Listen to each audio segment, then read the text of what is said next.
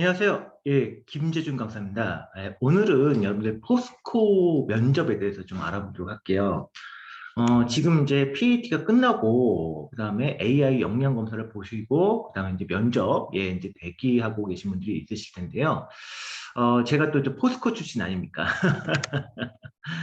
제가, 예, 한 14년 전, 예, 14년 전, 에 이제 포스코에 입사해가지고, 또 이제 여기 그 포스코의 서울 사무소에 있었던 게 아니라, 예, 포항에 있었어요. 그래고 실제적으로 제가 포항에서 이제 인사를 하면서 또 포항 제철소를 또 많이 또 들어갔다 나왔다 또 했었죠. 왜냐면 이제 제가 또 인사 그때 또 채용도 하고 이제 교육도 하면서 그때 이제 신입사원 교육할 때 그 또 포항제철소 안에도 그 신입사원들을 또 이제 그 여러 가지 OJT 같은 걸 해야 됐거든요. 그래서 현장 경험을 해야 됐기 때문에 또 제철소는 또 제가 또 빠삭합니다. 일단 뭐 서울에서 근무하신 분들하고 틀리게 또 포항에서 근무하다 보니까 또 그런 또 제가 또 장점도 있었네요. 포항에 회사 다니기 좀 힘들었지만 하여튼간 포스코의 그 채용 프로세스에 대해서 좀 알아보도록 할게요. 여러분들 뭐 아시겠지만은 이제 그 면접 이제 보시게 되면은 이제 1차 면접하고 이제 2차 면접 이렇게 보시게 됩니다. 그래서 이제 1차 면접 때는 이제 직무 역량 평가라고 해가지고 여러분들 그 AP 면접을 봅니다. 예, AP 면접을 보는데 이때 이제 그 여기 어나리시스 앤 프레젠테이션 요 약자거든요. 그래서 이제 요 어나리시스가 이제 분석, 그다음에 프레젠테이션 발표인데 어떤 이제 상황지를 줍니다. 그리고 상황지가 한 좀 장수가 돼요. 그런 것들이 있는데 이제 어떤 내용이냐면 뭐 회사에 대한 내용, 뭐 회사의 어떤 좀 문제 상황, 그래서 아니 문제 상황이라든지 또 어떤 뭐 이런 경영 상황 같은 걸 좀 주고선 이걸 좀 어떠한 전략으로 해나가야 될지에 대해서 이렇게 푸는 어떤 뭐 발표 형식의 면접입니다. 그래서 이제 요거는 이제 면접관이 여기 제가 한 명이라고 했는데 뭐 면접관이 한 명일 때도 있고 두 명일 때도 있고 제가 면접 볼 때는 그때 두 명이었어요. 두 명. 내가 과장급에서 좀 오셨던 걸로 기억나고 지금 뭐 한두 명 정도 이제 된다고 합니다. 그리고 이제 개별 면접 형태로 되고요. 그다음에 이제 그 준비 면접, 준비 시간이 한 40분 정도. 그래서 이제 상황지를 주고 그거를 이제 빨리 파악을 한 다음에 거기에 대한 이제 여러분들이 답을 이제 적어 나가는 겁니다. 제가 뒤에서 요 부분은 좀 상세하게 설명을 드릴 거고, 그 다음에 이제, 그래서 이제 그 발표가 한 5분에서 6분 정도? 그 정도 돼요. 이거 5분에서 6분 정도 하는데, 요게 문제가 한 3문제 정도가 주어집니다. 근데 3문제 정도가 그게 쉬운 문제가 아니죠. 그거를 이제 발표를 하고, 그다음에 거기에 이제 그 면접관들이 추가 질의하는 형태로 이렇게 갑니다. 그 다음에 이제 그 ST1하고 이제 ST2를 보는데, 이제 ST1이 이제 그 스페셜 테스트라고 해가지고, 그 이제 인성, 질문합니다. 그래서 여기서도 이제 면접관 한 2명 정도가 나오게 되고, 그 다음에 3, 4명 정도가 한 조로 해서 10분 내외로 면접을 보게 되죠.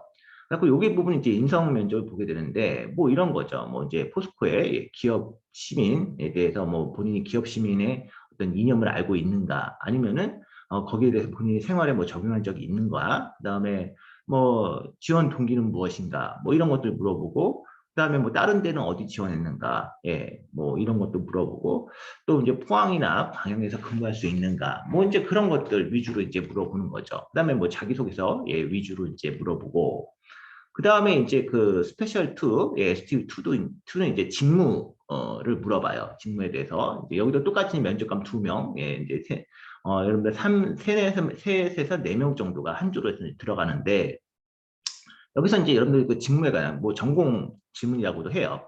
그런 것들을 물어보죠. 뭐 예를 들어서 이런 거죠. 연력학 법칙에 대해서 뭐 말해봐라. 아니면 뭐 베어링의 종류 및 그 종류에 대한 쓰임새, 이거에 대해서도 좀 얘기해봐라. 아니면 뭐 베르노이 방정식 있잖아요. 베르노이 정리라고 하는데 거기에 대해서 뭐 얘기해봐라. 뭐 이런 것들. 이 이제 나오게 됩니다. 공차라든지 공차가 어떻게 돼? 뭐 공차라는 게 무엇인가? 이제 이런 것들에 대해서 이제 물어보죠. 그래서 이제 요 질문들 갖고 인성하고 이제 ST1하고 ST2는 이제 여러분들 인성이나 직무에 관한 것들 이제 물어봅니다.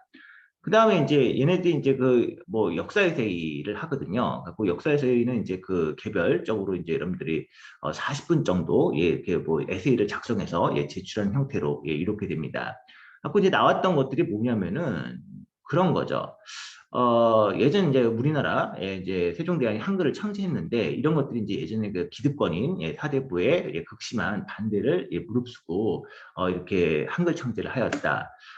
이런 것들이 뭐 현대 시사하는 바에 대해서 뭐 뭐 써봐라 뭐 이런 거라든지 아니면 이제 예전에 그 명나라가 이제 쇠퇴기에 이제 이제 금후금 그러니까 이제 청나라로 바뀌죠. 그렇게 이제 명나라 쇠퇴기 그다음에 그 청나라가 새롭게 들어서는데 그때 이제 저희가 광해군 때는 중립 외교를 했는데 그 이후에는 그 친명 배금 정책을 했잖아요. 그러고 나서 이제 뭐 그 여러 가지 뭐 병자호란이라든지 뭐 이런 그 이제 뭐 외환을 겪었는데 그런 이제 외교 정책이 현재 우리나라의 외교 정책과 뭐 빗대어서 뭐 얘기해봐라 뭐 이런 식으로 이제 논술 형태로 이렇게 갑니다. 그다음에 이제 또 혁신의 윤곽로라고 책이 있어요. 여러분들 뭐 포스코의 뭐 탄생부터 해가지고 그 뭐 포스코가 어떻게 혁신 활동을 해왔는지 그다음에 어떻게 성장해왔는지 그 책이 있어요. 그게 줄 겁니다. 그럼 이제 혁신의 용광로 책을 읽고 거기에서 뭐 퀴즈 같은 거 내고 해서 이제 그런 형태의 면접이 됩니다.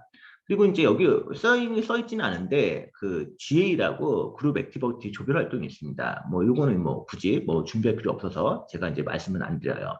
그리고 이제 1차 면접은 이렇게 되고요. 그다음에 2차 면접은 이제 그 임원 면접이에요. 그리고 이 친구가 실제적으로 가치 적합성, 이제 우리 포스코에 얼마나 가치가 맞는가, 뭐 이런 것들을 이제 물어봅니다. 여기 이제 임원들이 나오고, 그다음에 이제 뭐 2명, 그 면접관이 한 2명 정도, 임원이죠. 그다음에 이제 지원자가 2~3명 정도로 한 조로 해서 들어갑니다. 그래서 이제 20분 내로 보는데 뭐 임원들이 뭐 이제 묻는 것들이 있죠. 그러니까 이런 것들은 약간 좀 임원들은 좀 럭비공이에요. 그 럭비공에서 그다음에 뭐 이런 질문들, 뭐 당신은 우리가 왜 채용해야 되는가, 이런 거라든지, 뭐 실질적으로 뭐 사회 어떤 봉사활동이라든지 이런 것들을 할 수 있는가. 그다음에 또 요즘 나오는 뭐 이제 ESG 같은 거 있잖아요. 뭐 ESG 경영에 대해서 어떻게 생각하고, 그다음에 실제로 포스코가 그런 ESG 경영을 무엇을 하고 있는가, 뭐 이런 것들에 대해서 얘기를 할 수도 있겠죠. 그런 질문들을 주로 합니다. 그래서 이제 포스코 채용 프로세스는 이렇게 뭐 4단계 정도 면접은 이제 한 굉장히 많아요 포스코가.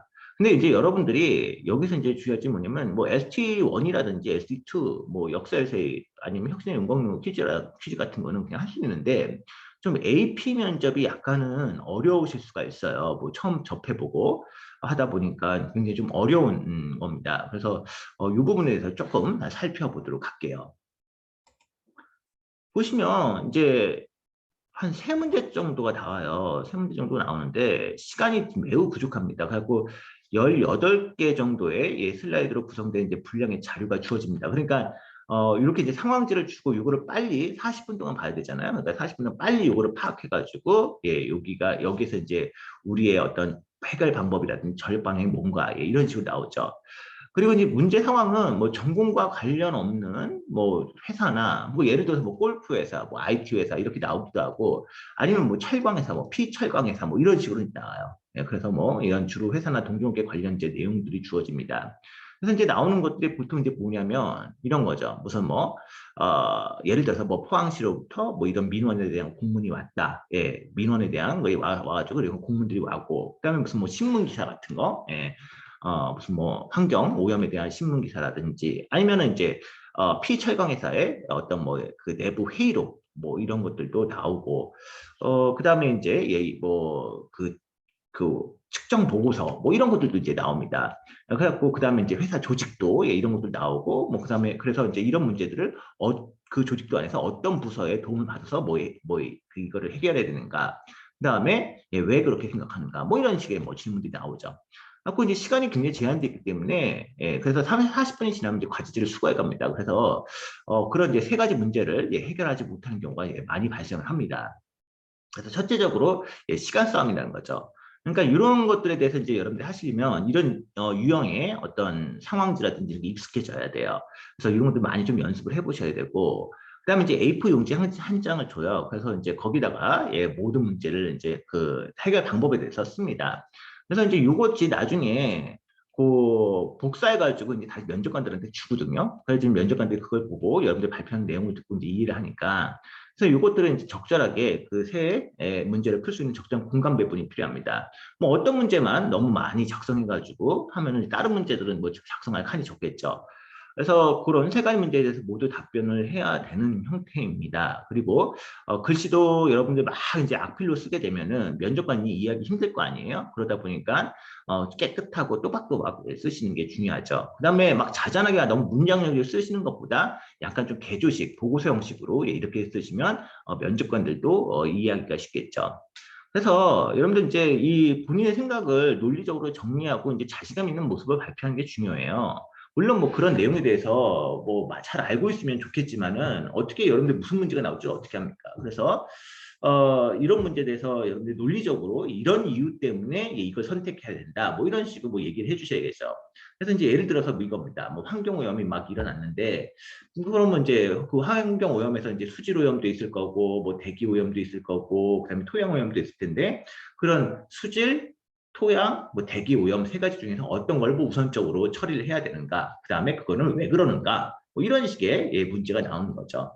그래서 보통 이제 지원자들이 거의 비슷한 답변을 하는 경우가 많아요. 네, 그래서 그런 이제 비슷한 답변을 해도 뭐 제가 뭐 거기까지는 제가 뭐라고 하지 않는데 그럼 거기에 타당한 이유가 있을 거고 그다음에 면접관이 야 당신이 뭐 여기 대기오염부터 먼저 뭐 해결해야 된다고 생각하는데 나는 수질오염을 먼저 해결해야 된다고 생각하는데 그러면은 왜그 내 안과 왜 틀리는가 이런 식의 이제 질문하기도 하죠. 그러니까 거기에 대해서 이제 논리적으로 그 상황들을 잘 보면서 거기에 나온 내용들을 좀 유심하게 좀 살펴봐야 되는 거죠. 그런 이제 논리적인 뭐 답변 자세라든지 이런 능력 같은 게 중요합니다. 그 다음에 세 가지에서 그러니까 세네 문제 정도 나오거든요. 뭐 어떤 뭐 좀 직렬에 따라 약간 틀린데 뭐 세 문제 나올 수도 있고 네 문제 나올 수도 있는데 그럼 5, 6분 안에 모두 발표됩니다. 그래서 이거 효과적인 좀 시간 관리 이거를 할 수 있도록 좀 준비를 하셔야 되고 핵심은 이제 시간 관리와 논리성이에요. 그러니까 이 부분이 중요하죠. 그러니까 시간 관리하고 논리성. 그래서 이제 주어진 시간보다 이제 5분을 발표인데 주어진 시간보다 너무 짧아 버리면은 여러분들 생각해 보세요. 우리는 이런 좀 답을 원하는데 이 친구가 한 5분 정도는 발표했으면 원하는데 한 뭐 2, 3분에서 끝나버리면은 이 친구가 40분 동안 무슨 생각을 한 거야? 그다음에 생각이 있는 거야, 없는 거야? 뭐 이렇게 생각할 수도 있고 그다음에 너무 길어버리면 장황해지는 거죠. 예. 그러다 보니까 감점이 될 수가 있기 때문에 그런 부분은 좀 주의하시는 게 좋습니다. 그래서 핵심만 간단하게 얘기하고 거기다가 이유나 근거를 얘기하시면 되겠죠. 그래서 아까 말씀드린 대로 A4 용지를 복사해서 이제 면접관한테 제출합니다. 그래서 깔끔한 정리, 다시 한번 강조드리는데 깔끔한 정리하고 그다음에 글자가 너무 막 깨알같이 적어버리면은 좀 나이 드신 분들 나이 드는 건 아니죠. 너무 작아버리면 잘 안 보이거든요. 그래서 글자 크기는 어느 정도 좀 크기는 있으셔야 되고 그 다음에 이제 얘네들이 이거 발표가 끝나게 되면은 거기에 대해서 이제 질문해요. 아니 거기에 대해서 당신은 왜 그렇게 생각하고 그 이유는 뭐냐? 그다음에 이런 상황 하에서 그럼 다른 뭐 상황이 전개될 경우 당신은 똑같이 이렇게 할 것인가? 뭐 이런 식의 이제 질문하는 거죠. 그래서 자신의 의견에 대한 명확한 근거를 제시해야 되고 물론 이제 처음 보는 면접이기 때문에 굉장히 당황스러워서 답변을 못할 수 있어요. 그리고 이제 만약에 자기가 이제 실수한 부분도 있잖아요. 실수한 부분이 있어갖고 야 이런 거는 좀 당시 좀 이게 감안하지 못한 거 아닌가 이렇게 이제 물었을 경우 여기서 막 맞지도 않는데 논리 근거도 없는데 막 자기 우기기보다는 제가 미처 생각하지 못한 부분입니다. 추후 보완하도록 하겠습니다. 지적해 주셔서 감사합니다. 이런 식의 마무리로 하면은 면접관들이 그래 사람이 실수도 할 수 있는 거지. 그래 그런 것들을 인정하고 새롭게 뭔가 자신의 발전된 방향을 보여주려고 하는 것들이 굉장히 좋아 보이는 거죠. 그래서 뭐 내용적에 대한 분석 능력도 있지만은 어느 정도 자신이 거기에 대해서 뭐 실수한 부분에서는 인정하고 그 다음에 더 잘하겠다 이런 식으로 하는 것도 중요하죠. 그래서 제가 볼 때는 AP 면접 같은 경우는 많은 좀 연습을 좀 해보셔야 되고 그래서 그런 상황들이 좀 많이 접해보면 좋을 겁니다. 여러분들 짧게 제가 포스코 면접에 대해서 소개해드렸어요. 그래서 뭐 뒤에 이제 ST1이라든지 ST2 뭐 이런 것도 있는데 이런 것들은 뭐 나중에 제가 기회 되면 한번 뭐 말씀드렸으면 좋겠습니다. 수고하셨고요. 면접 보시는 분들 면접 잘 보시기 바라겠습니다. 수고하셨습니다.